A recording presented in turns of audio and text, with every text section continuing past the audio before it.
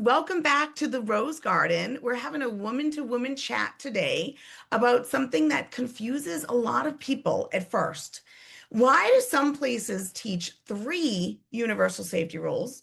Some places teach four.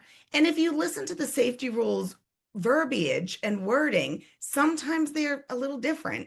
It is a habit that you're building before you need to use it. So it isn't about memorizing rules, it's about building habits. Correct. But every safety rule you've ever heard comes back to